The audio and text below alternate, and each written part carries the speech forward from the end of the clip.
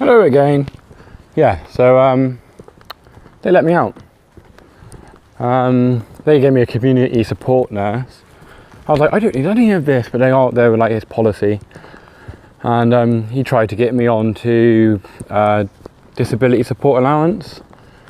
And I was like, what, you're going to pay me to be happy, you know? Because that's what I was at the time. I was excessively happy. I'll have some of that, I said. So I go to the job seekers place, and the woman who gave me the interview for the disability support allowance was a Christian, and I told her, well, basically what's happened is I've had a revelatory experience of God, you know, a kind of conversion experience, as the Christians call it, and they've labelled me as insane because of it, but I'm fine, you know. I was sectioned, I appealed to get out, I appealed that off my own back. And she was like, okay, then, so what do you want? Do you want a disability support allowance or employment support allowance? And I said, I'll have the ESA, because I'm just like everybody else, you know, or I'm as capable as anybody else. So I took that, and then within about a couple of weeks after that, I was back in work, I was back in the job. The thing about this whole thing, that whole experience, it left me better than it picked me up, which isn't the normal way that mental illness or mental breakdowns. I think mental breakdowns do occur like that. I haven't looked into it too much, to be fair. It would mean looking at loads of case studies, and I find anecdotes kind of boring. But that's what I did,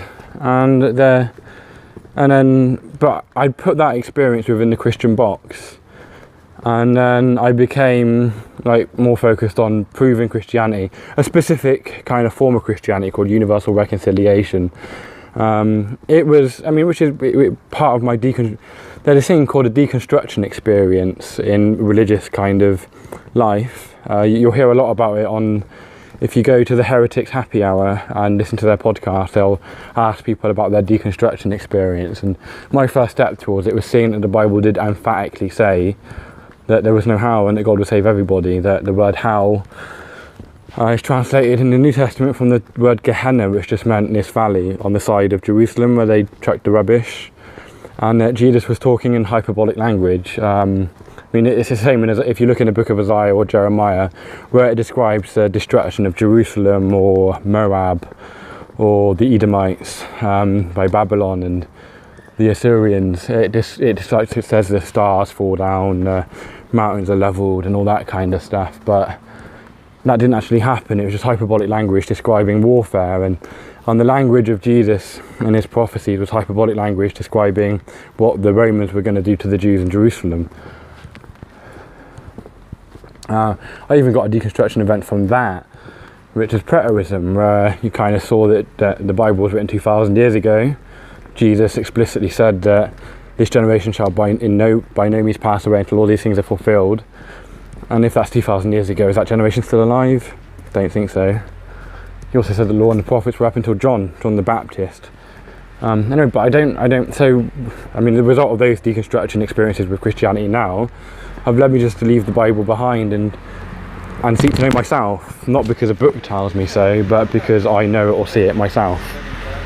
And there's lots of things in the Bible I don't go with, but there's lots of things in the Bible that and lots of things that aren't in the Bible that you'd be surprised at, like this idea of heaven and hell, this idea of an afterlife.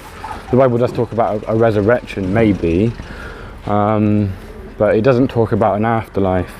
And like, let's say in the Lord's Prayer, our Father which art in heaven, it should be our Father which art in the heavens, and it's talking about space. So there's this cool idea the universal reconciliation idea is big exponents of people like A. Enoch, Martin Zender, Pilkington's awesome actually, you listen to him. All of those people are people that can speak and write in a way which brings you to the same kind of lifestyle or way of living that Advaita or non-duality brings you. You know, you can just chill, you just rest. I call God reality, Tao, way. Funnily enough, Torah means the way, and Tao means the way.